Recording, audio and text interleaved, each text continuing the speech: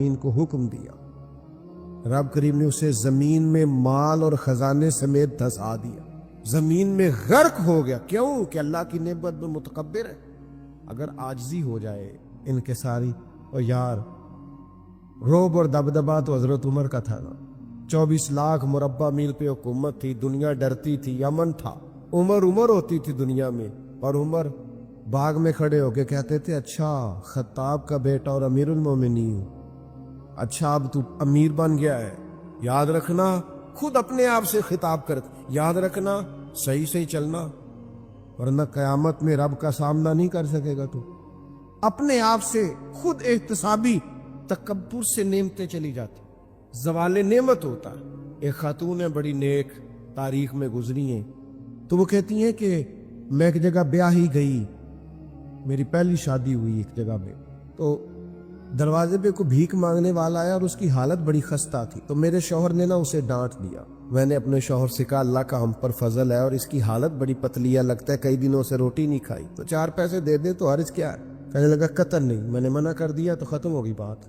تو be be کہتی ہے میرے پاس اپنے ذاتی پیسے بھی پڑے ہوئے تھے جو میکے کی طرف سے مجھے ملے تھے، تو ذرا میرا خامد سائڈ پہ ہوا تو میں نے نظر بچا کے نا اس فقیر کو 4 پیسے دے دیے، چونکہ زیادہ ہی اس کی حالت بگڑی ہوئی تھی۔ تو کہتی میں پیچھے پلٹی تو شوہر پیچھے کھڑا تھا، اس جرم میں کہ میں نے ایک فقیر کو بغیر اجازت پیسے دیے، اس نے مجھے طلاق دے دی۔ کہتے ہیں بڑی تکلیف میں تھی اور اپنے دل میں سوچتی تھی مالک میں نے تو تیرا بندہ جان کے اس کی مدد کی ہے اور مجھے یہ سزا ملی ہے۔ فرماتی ہیں عدت گزر گئی، میرا والد پریشان تھا، پھر ایک رشتہ آیا، میرا نکاح ہو گیا، لیکن اللہ نے مجھے اتنا اچھا شوہر دیا، اتنا نیک شوہر دیا، اتنا کمال آدمی۔ فَإِنَّ مَعَ الْعُسْرِ يُسْرًا إِنَّ مَعَ الْعُسْرِ يُسْرًا، مشکل کے بعد اللہ آسانی دیتا۔ کمال شوہر اللہ نے مجھے دیا، نیک، صالح، محبت کرنے والا۔ فرماتی ہیں اسی طرح میں ایک دن اپنے شوہر کے ساتھ بیٹھی تھی، دروازے پہ دستک ہوئی تو میں شوق میں اٹھی، اپنے شوہر سے کہا میں دے کے آؤں فقیر کو؟ کہنے لگا جتنا مرضی دے دو۔ کہتے ہیں دروازے پہ گئی تو میری چیخ نکل گئی، اس لیے کہ دروازے پہ جو مانگنے آیا وہ میرا پہلا شوہر تھا۔ بے پرواہی ویک سجن دی جتھے کسے دی پیش نہ جاوے، انہیں مالاں والے در در رولے تے منگتے تخت بٹھاوے، اوے سجنا او کسے نو کارا مل دئی، کوئی کعبے او خالی آوے۔ وہ میرا پہلا شوہر دروازے، کہتے وہ بھی تڑپ گیا۔ کل تک تکبر تھا، غرور تھا کہ ہم مالدار ہیں، ہم کسی غریب کو کیا دے، لیکن آج یہ حال ہے کہ وہ خود دروازہ بھیک مانگ رہا تھا۔ نہ قدری، نہ شکری، تکبر، یہ زوال نعمت کا باعث بنتا۔ انسان کے پاس سے نعمت رخصت ہونے لگ جاتی ہے۔ ایک چوتھی بات جو زوال نعمت کا باعث بنتی ہے وہ یہ ہوتی ہے کہ اللہ کی نعمت کو صرف اپنا حق سمجھ لینا۔ اللہ نے جو ہمیں دیا ہے نا وہ سارا ہمارا نہیں ہوتا، اس میں مسکین کا بھی حق ہوتا ہے، یتیم کا بھی حق ہوتا ہے، کمزور کا بھی حق ہوتا ہے، سائل کا بھی حق ہوتا ہے۔ سخت جملہ ہے اور چلو کوئی بات نہیں، کبھی کبھی کڑوی گولی سے بھی فرق پڑتا ہے۔ بعض لوگوں کو اللہ نعمت دیتا ہے وہ سانپ بن کے بیٹھ جاتے ہیں، وہ سمجھتے ہیں ہمارا حق ہے اور کسی کو دے کے احسان جتلاتے ہیں۔ میں ایک محفل میں گیا تو مجھے کہنے لگے 2 عمرے کے ٹکٹ بھی ہم نے دینے ہیں تو آپ نکال کے جائیں۔ میں کہا جنہوں دینے دے چپ کر کے دے دو، یہ نہیں دیے جاتے۔ آپ نے اس کی فوٹو ہی بنانی ہے، کسی کو عمرہ کرا رہے ہو چپ کر کے دے دو، ختم ہو گئی بات۔ بچیوں کی، غریب بچیوں کی شادی کرانی ہے تو وہ ساری لائنوں میں بنا کے تصویریں بنانے کی کیا ضرورت؟ آپ سانپ بن کر نہ بیٹھیں۔ اللہ نے جو نعمت دی ہے، اور مشکات میں حدیث ہے حضور علیہ السلام نے فرمایا رب تمہیں جو رزق دیتا ہے تمہارے ضعیف اور کمزور لوگوں کی برکت سے عطا کرتا ہے، تو ان کی برکت سے تو تمہیں مل رہا ہے اور تم تکبر کرتے جا رہے ہو، غرور کر رہے ہو، اور تم کہتے ہو نہیں یہ میرا حق تھا۔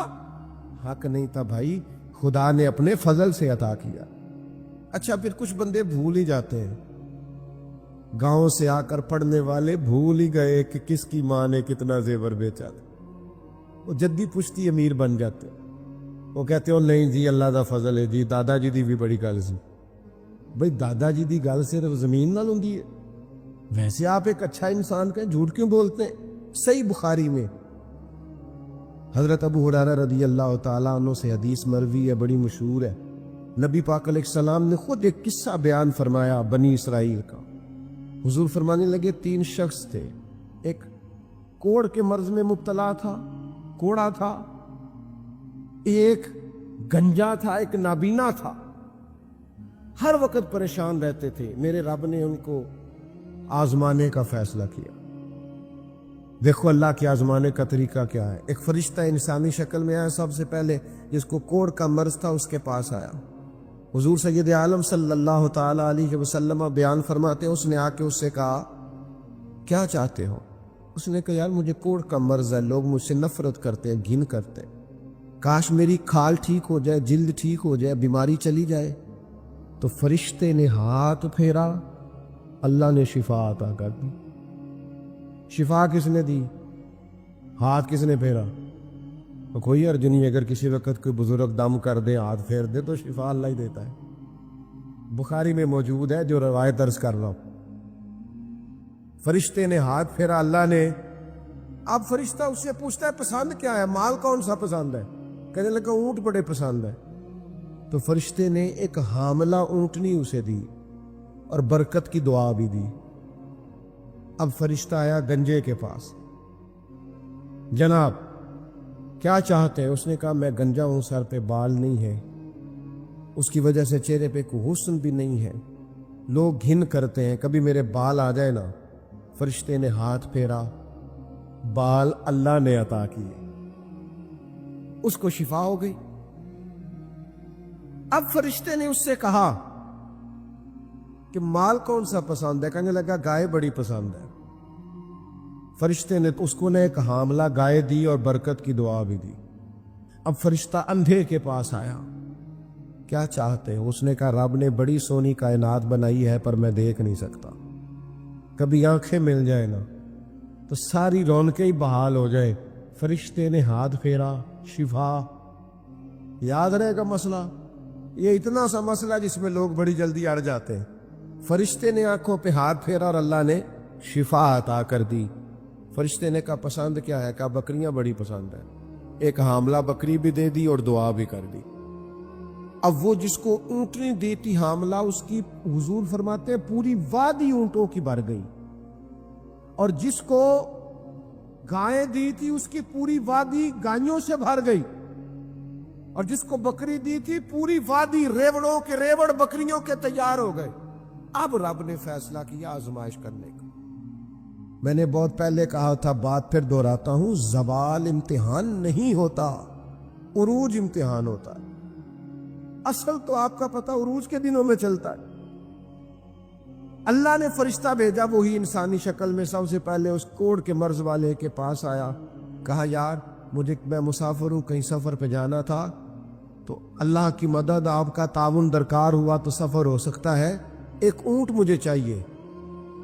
تو اس نے وہی بات کی جو کئی امیر لوگ کرتے ہیں، یہ صحیح بخاری میں موجود۔ کہنے لگا یار میرے ذمے تو حقوق ہی بڑے ہیں، سادہ ترجمہ کریے، میرے تے خرچے ہی بڑے لے جی، تو کی دسی ادھر بھی جا رہا ہے، ادھر بھی، اے بھی آسمان میں تمے ہے، اے بھی میں، اتنے خرچے ہیں میرے، یہ بھی کرنا ہے، وہاں بھی کرنا ہے۔ اس نے کوئی بات سنائی تو وہ فرشتہ کہنے لگا تو پہلے کوڑی نہیں تھا، تو ناراض ہو گیا۔ کہنے لگا میں تو جدی پشتی رہی سی اعظم، وہ باپ دادا کی جائیداد ہے ساری تو مجھے ملی ہوئی۔ اس نے کہا اگر تو جھوٹا ہے نا تو اللہ کرے اسی طرح کا ہو جائے جس طرح کا پہلے تھا۔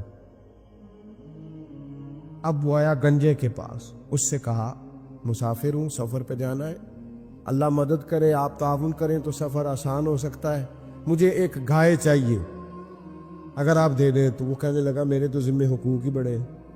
اس نے کہا یار تو پہلے گنجا نہیں تھا، بیمار نہیں تھا، کچھ بھی نہیں تھا، بھوک تھی۔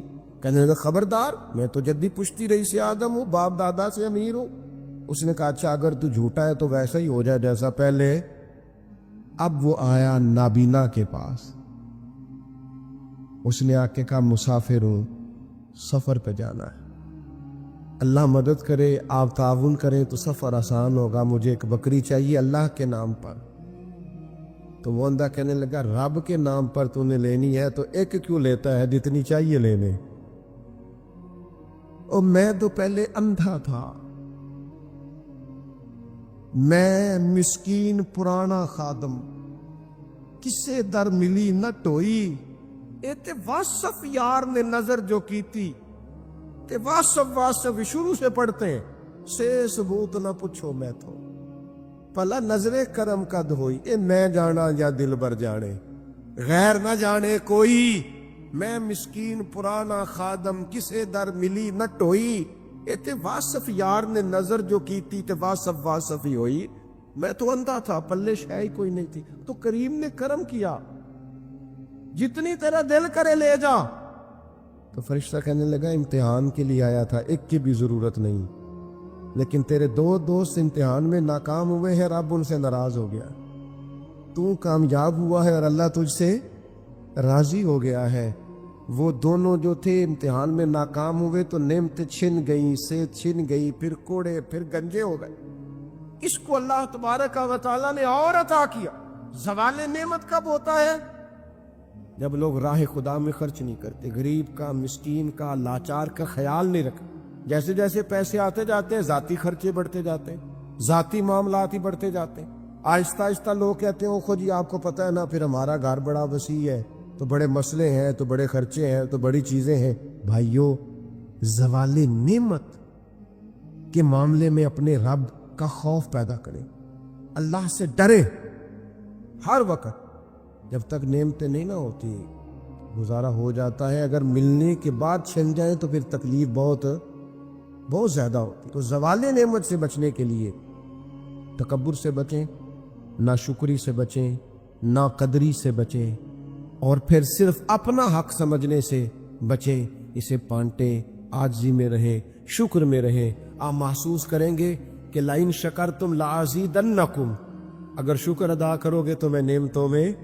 اضافہ کر دوں گا نعمتیں محفوظ بھی ہو جائیں گی ان میں اضافہ بھی ہوگا ہر وقت نبی کریم شکر ادا کرتے ہر وقت صحابہ اور اہل بیت مقام شکر پر فائز رہتے یہ مقام شکر انسان کو زوال نعمت سے بچاتا ہے اپنے آپ پر غور کریں اگر کوئی بھی نعمت موجود ہے وہ اولاد کی صورت میں ہے وہ صحت کی صورت میں ہے وہ بہن بھائی ماں باپ دوست احباب بیوی بچوں کی صورت میں جو بھی انعام اللہ کے موجود ہے اس میں کبھی تکبر کا شکار نہ ہو خود پسندی کا شکار نہ ہو کبھی کوئی ایسا کام نہ کرے جسے اللہ تعالیٰ کی ناراضگی کا موجب بنے اللہ تبارک و تعالیٰ ہمیں عمل کی توفیق عطا کرے